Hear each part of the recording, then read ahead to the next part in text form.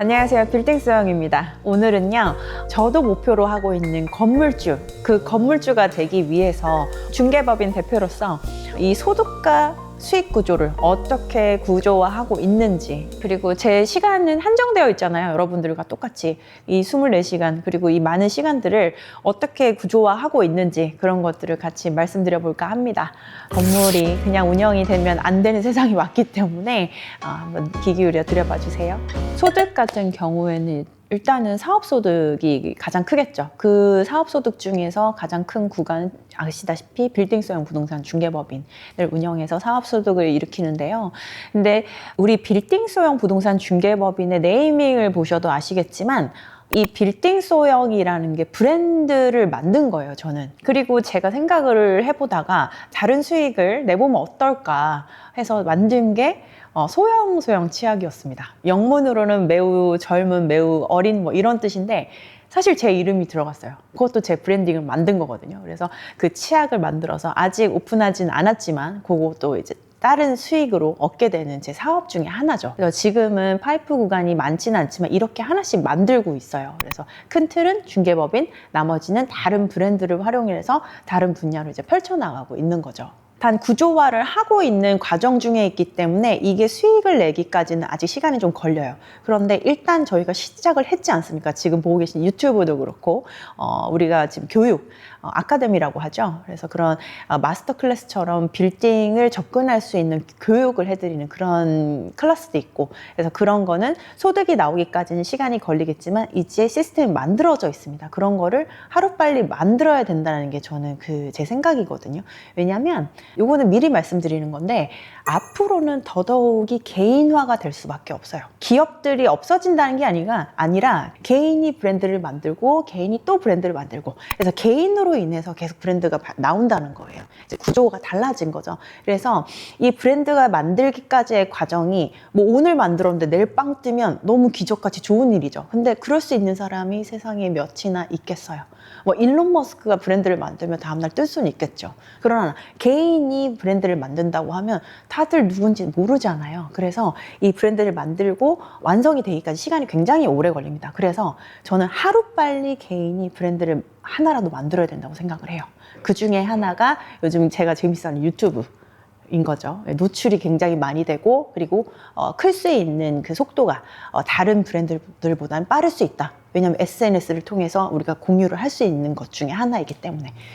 요즘 SNS를 통하기 위한 그 매체들이 굉장히 많잖아요. 유튜브, 인스타, 뭐 틱톡, 그리고 샤오홍슈 뭐 이런 것도 있고 많은데, 그 중에서 유튜브는요, 롱폼이라고 그러죠. 굉장히 길게 내 얘기를 할 수 있어요. 그래서 그 얘기를 듣는 사람들이 내 모습을 보고 이게 진실인지 아닌지, 진심인지 아니면 거짓인지 이거는 판단을 하겠지만 진짜 진심으로 얘기를 하는 건 드러날 수밖에 없어요. 그래서 인정받을 수 있고 내 진솔한 얘기를 또 털어놓을 수 있고, 그래서 그런 측면에서는 전 유튜브가 굉장히 좋은 컨텐츠라고 생각합니다. 지금 저는 사실 사업을 하고 싶은 게 너무 많은데요. 그 중간에 뭐가 있냐면 나를 알리고 싶다예요.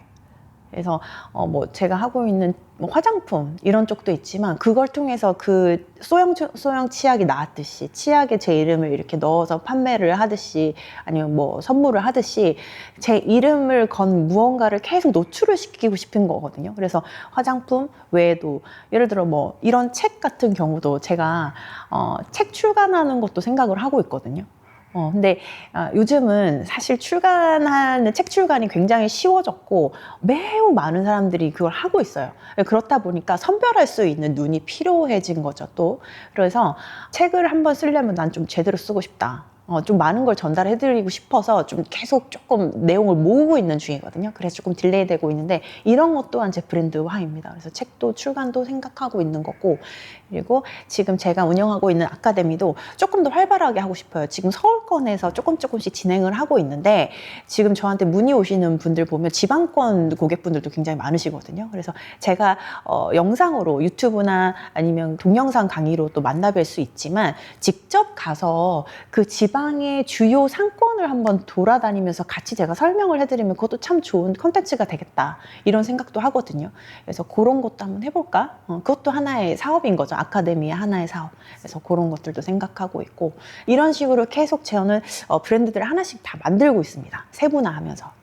지출 구조는요, 아직 저도 서툴러요. 왜냐면 지금 중개법인을 운영을 하고 있는데 그 기본 값이라는 게 있죠. 디폴트 값. 그게 생각보다 많이 나가요. 예.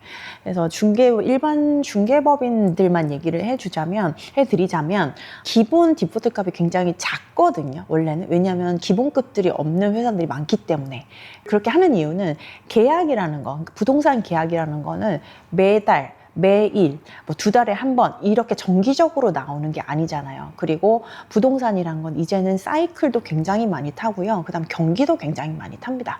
그렇기 때문에 회사들이 두려워해요. 정기적으로 이렇게 돈이 빠져나가는 걸. 그래서 만든 시스템이 지금 거의 월급 없이 그렇게 하다가 인센티브로 프리랜서처럼 그렇게 지급을 하는, 계약이 나오면 지급을 하는 그런 구조로 되어져 있거든요. 그래서 그런 구조로 할 수밖에 없는 부동산 중개법인 시스템이긴 한데 전 디폴트 값을 조금 많이 가져갔어요. 왜냐면 그들도 살아야 한다. 왜냐면 20대 초반의 청년들이 우리 회사에 들어와서 교통비 정도는 좀 받아가야 되지 않을까. 만약에 디폴트 값, 교통비가 없어요. 그럼 그들은 아버지 어머니한테 용돈 받아서 교통비로 쓰고 그 다음에 점심 저녁은 어떻게 먹어요? 그렇잖아요. 그런 걸 좀 배려를 한 거였거든요. 근데 그렇다 보니까 이 직원들이 많으면 많을수록 이런 공황이 올 듯한 어려운 시기에는 어려워질 수밖에 없는 거예요, 회사가. 그래서 기본값을 더 줄여야 되는 거죠. 그래서 이 시스템을 저도 좀 생각을 하고 있기는 한데 그래서 아직까지는 많이 못 버는 대표입니다. 오히려 제가 가져가는 수익을 낮춰서 회사를 조금 단단하게 만드는 방법밖에 없어요, 이제는. 그래서 저희 회사는 다 같이 잘 먹고 잘 사는 회사다. 슬퍼. 네, 그런 구조일 수밖에 없습니다, 지금은. 한 가지 더 말씀드리자면 우리가 건물을 매수를 하다 보면 가장 중요한 게 뭐겠어요? 레버리지죠.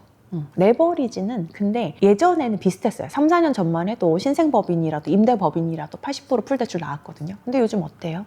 임대법인이나 말 끝나자마자 잠시만 저희 좀 진행해보고 검토해보고 말씀드릴게요. 바로 이렇게 나옵니다. 왜냐하면 소득 구조가 없는 거 빤히 알거든요. 임대법인인 거 다 알고 은행도 알고 세무사도 압니다. 세무서도 알고. 그래서 굉장히 보수적으로 접근을 하기 때문에 이 대출이 나오기 전까지 우리는 신용도를 예쁘게 만들어 놔야겠죠. 이 법인은 소득이 꾸준하게 나오며 위험한 상황이 나오더라도 몇 년간의 이력이 있으니 그거 보고 대출을 해주십시오라고 말할 수 있는 정도의 법인을 만들어 놔야 됩니다. 지금부터 임대법인을 만들더라도 예쁘게 잘 포장지를 예쁘게 잘 해가지고 소득 구조를 조금 만들어 두시는 게 대출을 받을 수 있는 방법이라고 생각합니다. 시간 구조와 이거는 제가 사실 뭐 사업을 하는 빌딩성 부동산 중개법인의 대표로서와 이제 건물을 사고 싶은 건물주가 되고 싶은 이 사람의 구조는 좀 달라요.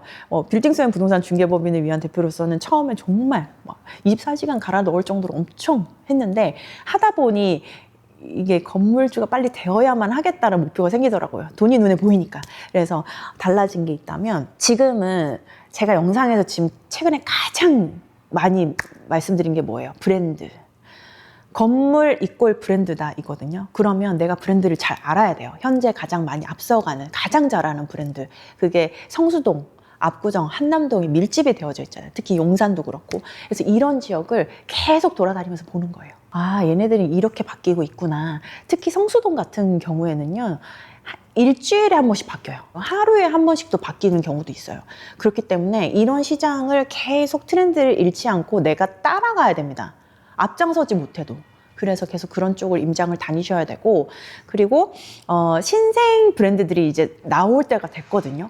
그래서 그런 브랜드들이 나올 만한 좀 평단가가 눌려졌는데도 불구하고 가능성이 보이는 지역들이 몇 군데 있어요. 그런 데를 눈여겨보셔야 되는데, 그런 눈을 키우기 위해서는 이런 부동산 중개법인 대표들이나 팀장들이 진행하는 영상들을 꾸준히 보셔야 되거든요. 그 중에 트렌드가 있어요. 그래서 그런 것들을 계속 영상을 보시면서 공부를 하시는 방법밖에 없습니다. 숫자적으로 접근을 하자면 제가 한번 언급드린 적이 있는데 옛날엔 저도 안 봤어요. 별로 영향력이 없다 생각했거든요. 공시지가. 공시지가의 변화가 꽤 많이 반영이 됐습니다. 우리나라에도. 세금 때문이겠죠. 근데 그 변화를 보시면 여기가 지금 많이 급격하게 올랐구나. 그리고 오를 예정이구나. 이거 느껴지실 거예요. 그래서 예를 들어서 명동 네이처 리퍼블릭 자리에 공시지가 평당이 얼마인데 지금 팔리는 거는 얼마다 라는 기준점이 생길 거잖아요. 그런 다음에 성수의 평당가 공시지가, 평당 공시지가와 지금 팔리는 평당가를 비교를 한번 해보십시오. 그러면은 더 올라갈 수도 있겠다. 왜냐면 기준점이 명동이라는 게 있으니까. 그리고 한남동도 한번 비교를 해보시고 똑같이 해서 용산도 한번 비교해보세요. 그러면 살짝 이렇게 보면 용산이 조금 덜 올랐나? 이런 생각도 드실 거예요. 그런 거를 잘 보시라는 거예요. 그리고 이걸 보시고 공부를 하셨잖아요. 그리고 시간이 지나잖아요. 없어진다. 저만 해도 그렇더라고요. 평당가 분명히 내가 한 달 전에 이거를 봤는데 한 달 뒤에 가물가물한 경우도 있어요. 그래서 이거를 반드시 기록을 해두시는 게 중요해요. 그리고 기록을 해두시는 가장 큰 이유 중에 하나는 지금 엄청 빠릅니다. 주요 지역은요, 눈 깜짝하면 평당 1,000만 원 오르는 거 그냥 가뿐해요. 그렇기 때문에 기록을 해두시라는 거거든요. 그래서 내가 한 달 전에 이 정도 했는데 한 달 뒤에 보니까 이 정도 평당가가 올랐네. 그러면 이 지역은 계속 오르고 있는 거예요. 네. 아니면 성수인데도 불구하고 평당 3억 4천을 찍었는데 다음 달에 팔린 게 3억 3천이네? 그 입지적으로 얘가 좀 떨어진다는 얘기네? 이런 분석이 될 수도 있는 거거든요. 그래서 그런 식으로 분석을 해가는 거죠. 그래서 기록이 정말 중요하다. 요거가 차곡차곡 쌓이다 보면 내 머릿속에 들어가는 거예요. 판이 그려지는 거예요. 지도가. 서울시는 여기가 오르고 있고 아무리 연무장길이라도 요 지역은 사면 안 되고 만약에 샀다고 쳐. 그러면 언제 팔아야 되고 얼마에 팔아야 되겠다는 목표가 생기기 시작합니다. 지도를 복사를 해서 그거 1년치를 정리만 해보셔도 정리가 어느 정도 됩니다. 그런 식으로 총 매가, 평당가, 그리고 지도의 그림. 어디가 지금 유도인구가 많고 팔리고 있는지 요 3개 정도는 분명히 읽히실 거예요. 그래서 요거를 해보시는 거는 정말 추천드립니다. 저도 건물 투자, 건물주가 되고 싶어서 열심히 노력하고 있잖아요. 근데 제가 빌딩 전문가임에도 불구하고 항상 눈여겨보는 분들이 계세요. 어떤 분들이냐면 저를 통해서 사셨던 다른 분들을 통해서 보셨던 계속 매각 사례가 나오면서 성공적인 투자를 하고 계신 분들이거든요. 이 빌딩 안에서. 그래서 그런 분들을 눈여겨보면 이분 같은 경우에는 제가 만나본 고객분들 중에 가장 공격적인 분입니다. 연령대가 저하고 그렇게 차이가 안 나시고요. 이분이 맨 처음에는 이분도 막 이만큼 현금이 있었지 않았을 거잖아요. 그래서 맨 처음에 접근을 한 건 빌딩을 사기 위해서 경매, 공매 이런 쪽으로 접근을 하셨어요. 그래서 그런 공매하는 업체에 가서 맡긴 게 아니고 직접 본인이 공부를 한 거예요. 공매, 본인이 직접 하려고. 이제 그런 식으로 우리가 물건을 받았어요. 근데 엄청나게 저렴하게 받으신 거예요. 그분이 받으신 게 뭐냐면 용산에 상업지 대로변 건물 거의 반가? 평당가? 반가? 매입을 하셨는데 문제는 엄청 큰 문제가 있어요. 뭐냐? 명도. 거기 안에 교회가 있었고요. 엄청 유명한 교회. 명도를 해보면 알겠지만 종교단체가 명도하기가 가장 힘듭니다. 그 명도를 직접 하신 거예요. 법적인 문제 포함해서 명도시키는데 사람 죽을 뻔하고요.